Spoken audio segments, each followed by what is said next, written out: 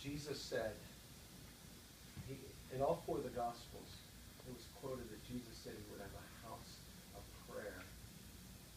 And we know that one of the versions says a house of prayer for all nations. So kind of the word Kelly had that I think not only prayer, but even hospitality for the nations. And I think that's going to be part of the calling. It's going to be part of tearing down the walls. Guys, this house is going to be a real catalyst.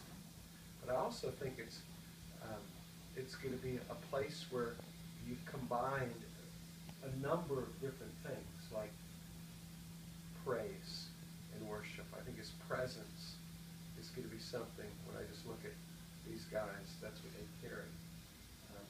But I also think, just with Desiree and us being here and others, the prophetic is going to be very strong here.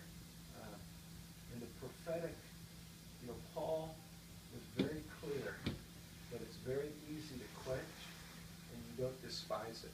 And I think if there's a weakness of religion, is it quenches the Holy Spirit and it despises the prophetic.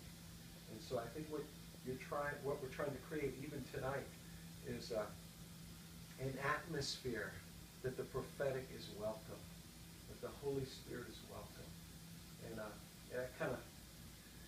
there's another verse in the Bible, Acts 13, where it says they worshiped the Lord and ministered to the Lord with fasting and prayer. And it lists the 5 different men in that group. And historians say they were from, different races, different ethnic diversity. And the Holy Spirit sent them out, especially Paul and Barnabas. Well, my point of that is that it was an atmosphere of worship and prayer where the prophetic could speak.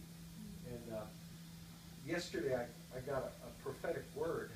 I was in Spring Hill, and this prophet prophesied over me. He's from South Africa. He's ministering to some churches, and I speak this over myself. I mean, I bring this about myself, but I look at Desiree. She definitely walks in this. But it was very interesting. His word over me was that he asked me, "What do I do?" And I said, "I'm a pastor of prayer." And he said, "Well, explain it." And I told him my desire is to see from the north, the southeast, and the west more prayer in this region. And churches praying. And then it was interesting, his commentary. He mentioned a prophet in the 1940s, 1950s by the name of William Branham. And he said, William Branham prophesied that by the end of this century, so 2000, that worship would become strong. I'm going to butcher what he said. But he basically said that that generation of that decade or that season would worship a God that they've never prayed to. Whoa. They worship a God that they've never prayed to. And that my calling, which is part of us together, especially if I'm going to give some oversight, I'm going to function out of my calling, especially what the prophets have recognized and what many laying on the hands of many people, but is that the prophet said yesterday, not only on mic but in person, is that, Bob, you're going to restore into this region prayer. So we know that worship is a form of prayer, but we know that many churches, even charismatic churches, Pentecostal churches, churches that were once of the Spirit, rarely pray any longer. We know the evangelical community even prays less corporately, except the National Day of Prayer. So here we are in the buckle of the Bible Belt where there's a great battle. And worship and prayer, it's not one's better than the other. And I think that's why Cliff and I are such great friends. He's such a great worshiper, but he loves to pray. My calling is to be a prayer general, and I love to worship. And I do think Desiree's the same way, and prophesy. So I think this is, I think we're like Colonel Sanders at starting a special recipe there that has always been the secret formula of worship and prayer and then building community. I think it's not by accident, you know what I mean, that you guys have built relationships there together. And I do think that spiritual growth is important. So worship and prayer is important.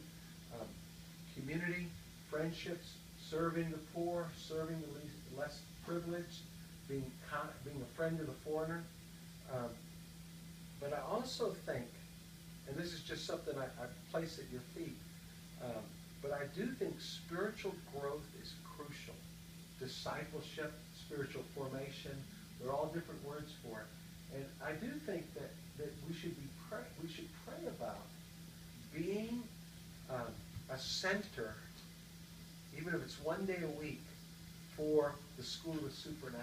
Yes. Yes. And I mean, like the guys that I'm in submission to and covenant with, the guys in Brentwood and Franklin, own the franchise to the School of Supernatural. Not own it, but they paid $7,000 to Reading to be the franchise facilitator of it. And we know that there's, Debbie Bales has a School of Supernatural, John and Amy have it in Waverly, but they're pretty organic and wonderful. I mean, I spoke there last week, and some of us were up there.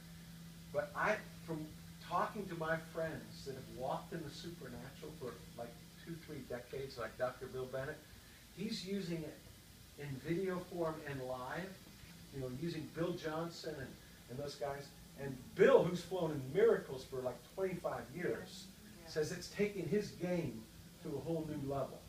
And so I know we'll talk about it, but as a team, I mean, I can get these videos, and then you can still have live teaching as well, so you could, I just think that we need to pray, and we need to have community, but I think there's something taking place in Middle Tennessee for spiritual hunger among people our age. Now, the young people are doing it too in their own little way. 20-year-olds, but people that have been around God for a long time are really starving for more. And so it's just a thought there. I'm just throwing out a couple ideas that you can be praying about, because I do think that when you look at churches in this area, they're being formed on 3 main principles.